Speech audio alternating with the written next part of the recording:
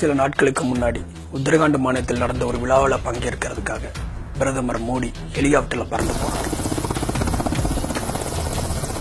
டெல்லியில போராடின நம்மூர் விவசாயிகளை பார்க்கவே நேரம் இல்லாம ரொம்பவே பிஸியா இருக்கிற மோடி கலந்துக்கிற விழாவோட முக்கியத்துவத்தை நாம புரிஞ்சுக்கலாம். தமிழக விவசாயிகள் கோரிக்கைகள் நிறைவேற்றப்படாததை கண்டித்து நிர்வாண போராட்டம் நடத்தியதால் பெரும் பரபரப்பு ஏற்பட்டது.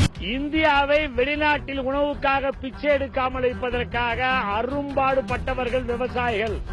ஆனால் அவர்கள் பிச்சைக்காரருடைய கேவலமான நிலையில் இருக்கிறார்கள். எங்களை பாருங்கள், எங்கள் குறையை கேளுங்கள், எங்களுக்கு உதவி செய்யுங்கள் என்றுதான் பிரதம மந்திரியை சந்திக்க முயற்சித்தோம். யோகா மாஸ்டர் பாபா ராம்தேவோட ஆயுர்வேத ஆராய்ச்சி நிறுவனத்தை துவங்கி வைக்கத்தான் அங்க போனார். बाबा रामदेव की प्रयोगशाला में पीएम मोदी पहुंच चुके हैं और उनका स्वागत हुआ. आज मेरा सौभाग्य था केदारनाथ जाकर के बाबा के दर्शन करने का मुझे सौभाग्य मिला. यार இந்த பாபா ராம்தேவ்?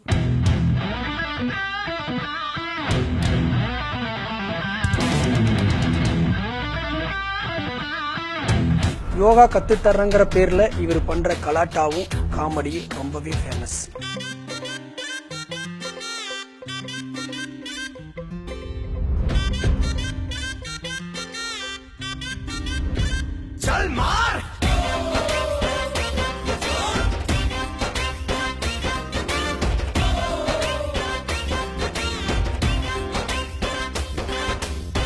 மணி வாக்குல பச்சையா பஸ் ரோட்டுல ஷார்ட் ஸ்கர்ட் ஓ ஜென்னிஃபர்.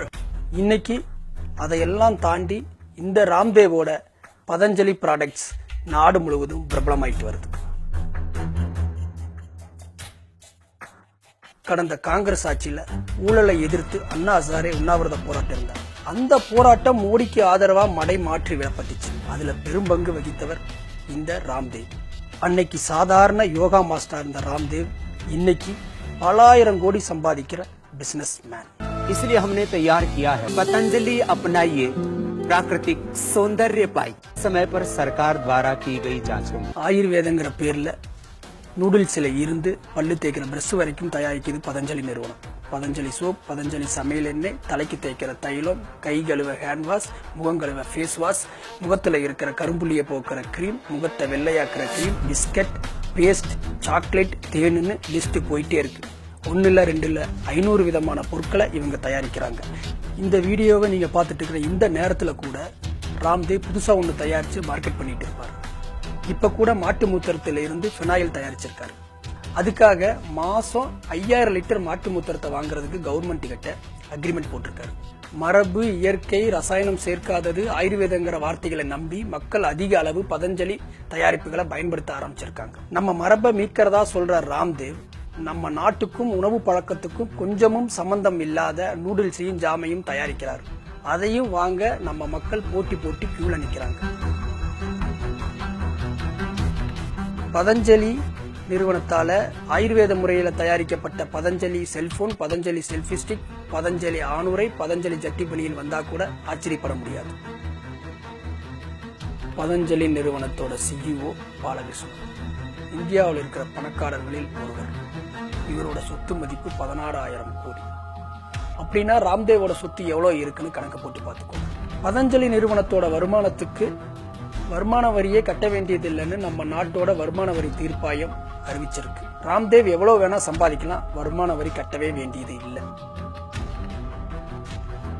குழந்தை பேர் இல்லாத தம்பதிகள் கருத்தரிக்க உதவிடும்னு ராம்தேவ் விளம்பரப்படுத்துற புத்திர ஜீவிக்குங்கிற மருந்து தரமற்றது, தடை செய்யப்படணும்னு உத்தரகாண்ட் நீதிமன்றம் அறிவிச்சிருக்கு.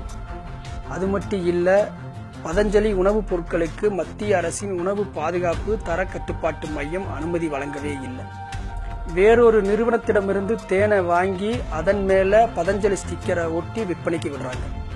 தேன் மட்டும் இல்ல, பதஞ்சலியோட பல பொருட்கள் இந்த மாதிரி தான் விற்பனைக்கு வருது. இதை குறிப்பிட்டு ஹரித்வார் நீதிமன்றம் பதஞ்சலிக்கு கண்டனம் தெரிவிச்சிருக்கு. நம்ம நாட்டோட ராணுவ வீரர்களுக்கு மானிய விலையில பொருட்களை விற்பனை செய்யற கேண்டீன்ல பதஞ்சலி நெல்லிச்சாருக்கு தடை விதிக்கப்பட்டிருக்கு. இவ்வளவு நடந்தும் இந்த அரசாங்கம் பதஞ்சலிக்கு எதிராக எந்த நடவடிக்கையும் எடுக்கவில்லை. அந்த பொருட்களை ஆய்வுக்கு உட்படுத்தவும் இல்லை. பிரதமருக்கு மிகவும் நெருக்கமான ராம்தேவை யார்தான் கேள்வி கேட்க முடியும்?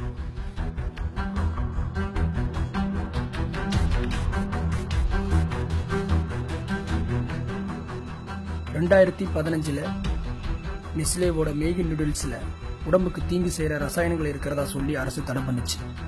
அந்த நேரத்தில் பதஞ்சலி தன்னோட நூடுல்ஸை அறிமுகம் செஞ்சாங்க. அதுக்கு பிறகுதான் பதஞ்சலி நிறுவனம் அசுர வளர்ச்சி அடைஞ்சது. இப்போ பிளாஸ்டிக் அரிசி பற்றிய செய்திகள் மக்கள் மத்தியில பெரும் பீதி உருவாக்கியது. இந்த நேரத்தில் ராம்தேவ் பாக்கெட்ல அடைத்து விற்கப்படும் பதஞ்சலி அரிசியின் விற்பனையை வேகப்படுத்தியிருக்காரு. பிளாஸ்டிக் அரிசி செய்தி வரும் அதே வேளையில பதஞ்சலி அரிசி குறித்த விளம்பரங்கள் அதிகமா வந்துட்டு இது பிளாஸ்டிக் அரிசிக்கு பின்னாடி இருக்கிற வணிக அரசியலில் பதஞ்சலிக்கு பங்கு இருக்குமோன்னு சந்தேகத்தை கிளப்பி இருக்கு. இவ்வளவுக்கும் மத்தியில பிஜேபி ஆளுகிற மாநிலங்கள்ல இருக்கிற ரேஷன் கடைகள்ல பதஞ்சலி பொருட்கள் விற்பனைக்கு வைக்கப்பட்டிருக்கு. தமிழ்நாட்டில் கேட்கவே வேண்டாம். டெல்லி என்ன சொன்னாலும் தலையாற்ற பொம்மைகளா தமிழ்நாடு அரசு இருந்துட்டு இருக்கு. கூடிய சீக்கிரம் நம்மூர் ரேஷன் கடைகள்ல அரிசி பருப்பு கிடைக்குதோ இல்லையோ பதஞ்சலி பொருட்கள் கிடைக்க வாய்ப்பு இருக்கு.